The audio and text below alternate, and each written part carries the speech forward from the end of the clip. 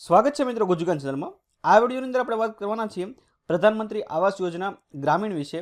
આની પહેલાના વિડીયોમાં આપણે વાત કરી કે પ્રધાનમંત્રી આવાસ યોજના જે શહેરી માટે હતી, જેમાં તમારે ફ્લેટ કે કંઈ લેવું હોય અથવા પોતાની જમીન ઉપર મકાન બનાવવું હોય તો એની માટે અલગ પોર્ટલ બનાવેલું છે, જે તમે એપ્લાય કરી શકો છો, અથવા બેંક દ્વારા પણ તમે જો ફ્લેટ કે એવું લીધું હોય તો તમે એપ્લાય કરી શકો છો। પણ પ્રધાનમંત્રી આવાસ યોજના જે ગ્રામીણ માટે હતી, જે ગામડામાં જે મકાન બનાવવામાં આવે છે, એની કોઈ અપડેટ આવી ન હતી। તો આ વિડીયોની અંદર આપણે વાત કરીશું કે પ્રધાનમંત્રી આવાસ યોજના ગ્રામીણનું અત્યારે કયા ફેઝમાં કામ ચાલી રહ્યું છે, કેમ કે લાસ્ટમાં જે 2 વર્ષ પહેલાં જે યોજના બંધ થઈ ગઈ હતી એ હજી સુધી ચાલુ કરવામાં નથી આવી। તો અત્યારે શું એનું સ્ટેટસ છે કે કઈ રીતે તમારે જો એપ્લાય કરવાની વ્યવસ્થા હોય તો તમે કઈ રીતે કરી શકો છો, એની વાત આપણે આ વિડીયોમાં કરવાના છીએ। તો ઓફિશિયલ વેબસાઇટ છે pmindia.gov.in, એમાંથી આપણે આ સોર્સ લીધેલો છે માહિતીનો કે લાસ્ટ 2024-25થી 28-29 સુધી જે આ લાસ્ટ આર્ટિકલ અપડેટ કરવામાં આવ્યો હતો 9 ઓગસ્ટ 2024નું। તો એમાં એવું હતું કે જ્યારે કેબિનેટની બેઠક થઈ ત્યારે જે ગામડા માટે 1,20,000 રૂપિયા, ગ્રામીણ માટે જે પ્રધાનમંત્રી આવાસ યોજના છે એને વધુ 2 કરોડ મકાનો બનાવવામાં આવે એની માટે આ બજેટ છે એ કેબિનેટની અંદર પાસ કરવામાં આવેલું હતું કે આ યોજના રિલેટેડ જે ડ્રાફ્ટ તૈયાર કરવામાં આવેલો હોય ગ્રામીણ માટે પ્રધાનમંત્રી આવાસ યોજના ગ્રામીણ માટેનો ડ્રાફ્ટ છે એ કેબિનેટ દ્વારા પાસ કરવામાં આવેલો હતો। જેમાં ગામડામાં આપણી બાજુના જે વિસ્તાર છે એમાં 1,20,000 મળે છે, અને જે પર્વતોના વિસ્તાર જેવા કે ઉત્તરાખંડ અને જમ્મુ કાશ્મીર છે ત્યાં 1,30,000 રૂપિયા મળે છે।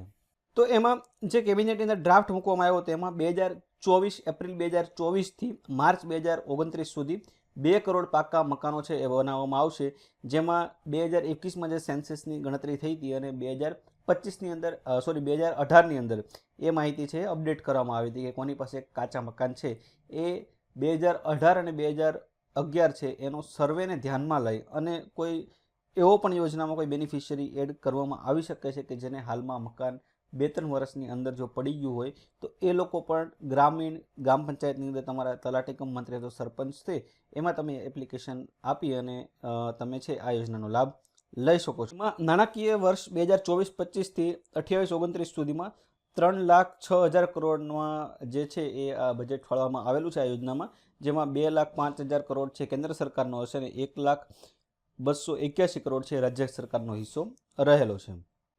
તો ઓગસ્ટ 2024ની અંદર છે આ ડ્રાફ્ટ છે એ કેબિનેટની અંદર પ્રાઇમ મિનિસ્ટર દ્વારા અપ્રૂવ કરવામાં આવેલો હતો। તો હાલ જે આ પ્રધાનમંત્રી આવાસ યોજના ગ્રામીણની જે સ્થિતિ છે કે જે ગામડામાં રહેતા હશે એ લોકોને ખબર હશે કે અત્યારે જે લોકો જર્જરિત મકાન જેની પાસે હશે અથવા જે ડેટાબેઝ 2018 અને 2011નો ડેટા છે એ પ્રમાણે તપાસ કરવામાં 31/1/2005 સુધીના જે પણ ગામના સરપંચ અથવા તલાટી કમ મંત્રી છે એ લોકોને સર્વેનું કામકાજ છે આપેલું હોય છે, અને એટલે જે લોકોના પડી ગયેલા મકાન હોય અથવા જર્જરિત હાલતમાં હોય તો જો તમારે એપ્લિકેશન આપવી હોય તો તમે એપ્લિકેશન આપી શકો છો।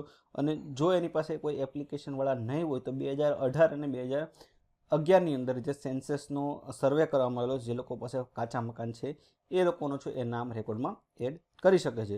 જો તમારી પાસે પણ જો જર્જરિત મકાન હોય તો તમે છે એપ્લિકેશન આપી જશે, કેમ કે એની તારીખ છે 31/1/2025 સુધીમાં આ એપ્લિકેશન તમારે કરવાની હતી। એની માટે જો તમે એપ્લિકેશન કરી દીધી હોય તો આટલા ડોક્યુમેન્ટ એની પાસે તમારે જોઈ શકે છે, જેમાં તમારે Aadhaar card, passbook, job card, ration card, Aadhaar card સાથે મોબાઈલ કરેલ નંબર, કાચા મકાનનો ફોટો, ઘર બનાવવા માટેની જગ્યાનો ફોટો, ઘર વેરાની રસીદની નકલ, અને જો જમીન હોય તો 7 વાર અને 8 આની નકલ। એટલે જે લોકોએ પણ આ સર્વેમાં ભાગ લીધેલો છે અથવા સરકાર દ્વારા અથવા સરપંચ દ્વારા કે તલાટી મંત્રી દ્વારા તમારી ઘરે સર્વે કરવામાં આવ્યો છે તો આટલા ડોક્યુમેન્ટ તમારે છે એ નેક્સ્ટ ફેઝમાં સબમિટ કરવાના રહેશે। એટલે મેક્સ ટુ મેક્સ એપ્રિલ અથવા મેની અંદર 2025ની અંદર જે કેટલા પણ બેનિફિશિયરી છે એને આ 1,20,000 રૂપિયાની સહાય, એટલે કે 1,20,000 એક સાથે નથી આવતા, પહેલાં તમારા 30 આવે છે, પછી 50, પછી 30 અને પછી 10,000, એવી રીતે તમારે 1,20,000 એટલે કે તમને જે ટોટલ મળવાપાત્ર રહે છે એ જેમ જેમ તમે મકાન કમ્પ્લીટ કરતા રહેશો એ પ્રમાણે આવી જશે। જે આ ફેઝ 2 છે એ એપ્રિલ અથવા મેની અંદર ચાલુ કરવાની કેન્દ્ર સરકારની અને રાજ્ય સરકારની ભલામણ કરેલી હોય છે, થોડું ઘણું આમાં ડિલે થઈ શકે છે।